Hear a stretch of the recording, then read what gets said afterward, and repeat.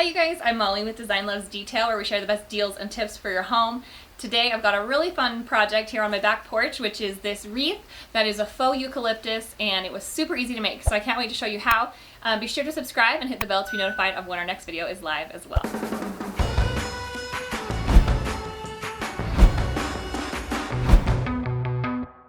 So let's start with talking about the supplies. First up is this wreath form, which is a wire one, and you can get these just about any craft store. I got this one at Walmart for like $5, so it's really affordable.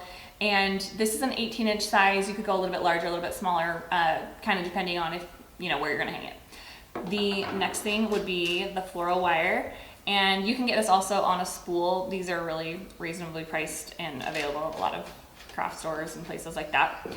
The wire cutters, these are great for when you need to trim the wire. As we go, you'll see, and if you don't have any, you can use scissors. It's not probably great for the scissors, but they will work. This is what I use to hang it on the window. The suction cup hook, it will just kind of grip on there, and you can use this if you have a door with glass in it, it will be great for that as well. Okay, and then this is the most important item. You guys might recognize this garland. I had it in my fall decor, and I mixed it in with my holiday mantle with the pine garland. It's super realistic looking. It's a faux eucalyptus, and this wreath is the perfect way to be able to use it all year round. So first step is you're going to take the garland, and since we're using, in this case, 2 of them, you could probably get away with 1. It will just be a little bit more of a less full wreath, but I'm going to show you how to do 2 because that's what I have. So we're going to start with the inner layer and kind of think of it as we're going to do the first layer and then an outer layer with the second garland. And this stem I had kind of bent from when I did the holiday mantle, so I'm going to kind of curve that around to start out, just around that little support there. And then it's going to be easiest when you're doing the floral wire to flip this over so that you have the wreath form easily accessible, and then your garland will be underneath that. And when you take the floral wire, you're going to want to focus on the sections of the wreath form that are these supports here, and we're going to use those as little places to attach the floral wire. Those are a little bit stronger, and it's also going to make it easier when you go to, because this is kind of a temporary wreath, at least in this case, because I'm going to use these as garlands once the fall and the winter come. So for now, you want to grab this main branch that runs, or stem, that runs through here, and we're just going to attach that one only, because we want to have these sections with the leaves not wired down, because we want to be able to kind of fluff them and adjust them as we complete the wreath. So I'm going to loop this around. You can see how I'm just taking that floral wire and wrapping it. And floral wire is really easy to bend, so it's nice you can just do it. You don't need to have a tool or anything. You can just use your fingers to kind of attach this. I'm going to go around a couple times, but I don't want to do it too much because it's really just to kind of hold this together for us, like I was saying, until I want to use these as garlands again. You could, if you wanted them to be long-term and use them as wreaths forever, that would be great too, and you just would want to secure them a little bit more tightly. I'm still going to cross it around, so you can kind of see I did almost like a figure 8 around there to secure it. And then once I get that done, I'm going to cut it with the wire cutters and then move to the next section.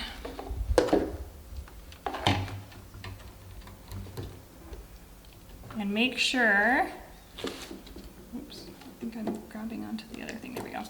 When you have an end like this, you just want to make sure to tuck that in so that your wreath isn't like gonna stab someone.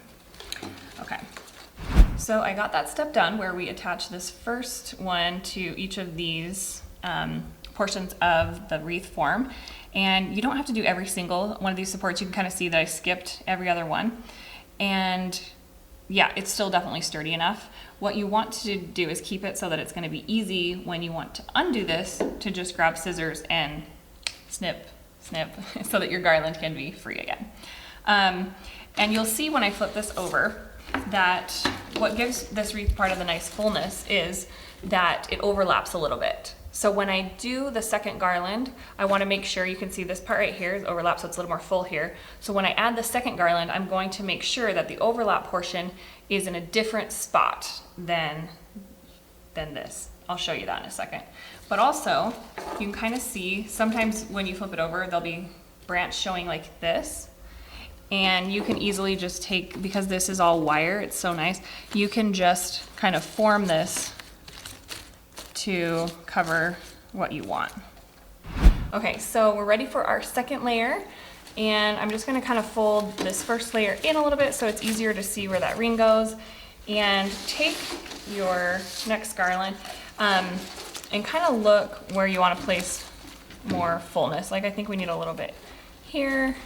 I'm gonna hurry and wrap this end through. This is the little end there.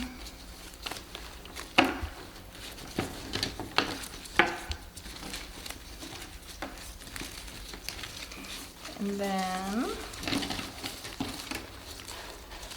kind of fold that all the way around. Okay, so it's obviously not perfect, but that will get it kind of placed right. And then we're gonna flip it over so that we can see the back again and start doing the wire for the second loop. These ones I'm going to do on the outer ring. This is going to make the wreath more full. So same process as the first time, just kind of do that figure 8 around.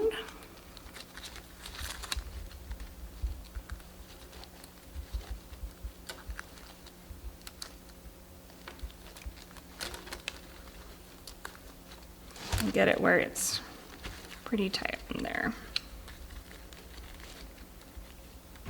So coming up here on the end of the second one attaching, you can see here's where this one began, and then here's the end of it. It's not gonna quite make it to the end, but it comes really close, so it's perfect. I'm just gonna attach it right here. And, whoop, if I can, get that last little one in place. So we can flip it over and start flipping it. One of the good things about this project is just how, if you already have these garlands that you've been using for your holiday decor and stuff, this is just so functional and easy. And even though designers sometimes get a bad rap for wanting to buy expensive things and stuff like that, that are beautiful, and I do love beautiful things, I value functionality and, like, what's the word, even frugality so much, and this is one of those projects that really adds function and value. Getting more use out of a single item, always good. So when you flip it over, you're going to kind of adjust these out. And what's awesome, I feel like, about this wreath and about like the seeded eucalyptus in general is that it's got that really wild look. So it doesn't have to be perfect. It's nice to have kind of that free and wild is the best word to describe it, that free and wild look. You want it to just be lush and doing its thing. So just kind of fluff it, and then you kind of see how that turned out. And if you see any places like this where it might be a little bit sparse, you can just kind of move some leaves to fill in any of those gaps. Back on the patio, so I can show you kind of how these look installed. If you have double doors like this, it's great to do too. And the suction cup hook is what I'm using for these doors, since they do have the glass like it works on the window. And you'll want to get it wet on the back. You can lick it or whatever. I'm going to do that. And then just press down and it just kind of grips on there. So it's pretty solid actually. And then I'm going to grab the second wreath. And what's really nice about the back of these is that you have different options for that hook to grab on. So it's easier to get them, you know, perfectly level, or at least looking level, because sometimes with the wild look, one can look a little bit taller than the other, and you can kind of adjust by which loop within the form you hook on the little suction cup hook. So luckily that one's looking about level, and then you can kind of arrange them a bit to get where they're looking more cohesive. If you have two like this, just kind of play with them until you get that look that you want. Thanks for tuning in for the Wreath DIY. We'll see you guys next time. Be sure to subscribe and hit the bell while you are here.